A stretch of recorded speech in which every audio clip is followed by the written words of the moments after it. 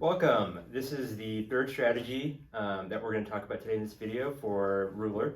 My name is Alankar Patel. I am the 1st through 8th grade counselor. And I'm Phoebe Finley, and I'm the ECC school counselor. What we're going to talk about today is the MetaMoment. The MetaMoment is a brief step back from the situation when we pause and think before acting. We ask ourselves, how would my best self react in this situation? Yeah, so the MetaMoment has 4 steps, and as you can see on our poster right now, our first step is to sense. So it's notice a change in my body. So we often ask students, okay, close your eyes and think like, where do I feel this feeling in my body? So is your heart rate fast, or your cheeks red? Are you clenching your fists? So that's the first step. So sensing, kind of being able to recognize where you feel your big emotions in your body. So the second is to pause. So it's to wait and respond, to breathe. Take a step back, take a breath, be able to remove yourself from the situation. And then third is to see your best self. So imagine your best self in the situation, being able to, in that space back, ask yourself, what would my best self do next? And then that brings us to our final step, which is to strategize and act. So think of a strategy and then play that out, and hopefully using your best self in that for the best outcome. The next thing that we wanted to talk about is how we're using the MetaMoment in the classrooms, and how we've kind of brought it to the students and taught it to them. So the first part of the MetaMoment lesson is talking about their best self. So we asked them to close their eyes, think about like who is their best self, what is their best self, how would their teacher, parents, siblings, friends describe them. And this has looked really different across K through 8th. And so they've done different things to come up with their best self.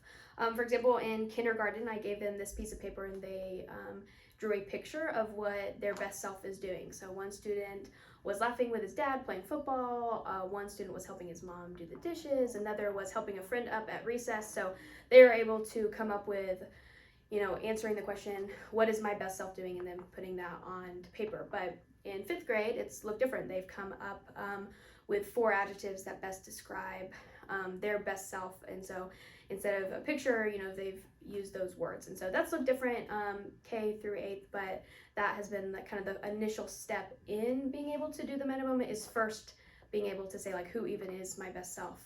And then we're able to actually act in that with the steps of the MetaMoment. So in the classrooms, examples of what they do are, if the students are getting excitable at a certain period of the day, teachers make them pause and ask them what their best self looked like when they did that activity, and they kind of reset that way. And I've also known that teachers also do a one-on-one with kids when they're struggling with some of their emotions on what their best self looks like and how they react in a certain situation. Okay, what we're going to talk about now is how you can incorporate MetaMoment in at home. So I'm a dad of 3 young girls. I think I mentioned that in the last video. And so I could have a situation where something breaks. What am I gonna, what is my reaction gonna be? What am I feeling? So I'm gonna sense, am I breathing heavy? Is my heart racing? How am I gonna react? I know I'm a compassionate, empathetic dad. Am I gonna use those tools to react to the situation? Or am I gonna be reactionary?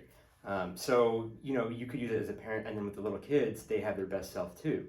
So when they have kind of a meltdown, we could talk about them one-on-one and what their best self look like. Mm-hmm. Yeah, so I think like to make sure that those things are happening at home, it's good to start with creating your best selves together as a family. And so for maybe if you have younger students, this will look like what I talked about, what we did with kindergarten, drawing a picture of what does my best self look like when I'm at home, and having you guys as parents also do that. Draw your best self and show that to your child, so that they know like, oh, this is mom and dad at their best self. And so being able to do that, and then as they get older, maybe it would be more effective to use words and adjectives to describe their best self. And so sitting around at dinner is a perfect time to like grab some paper and everyone draw or write 4 words to describe their best self, and that can be put up somewhere, put in their rooms, put somewhere pretty visible, so that you guys can constantly be reminded of your own best self, but also be mirrors for each other, to show, to encourage each other to live into our best self, so that we're able to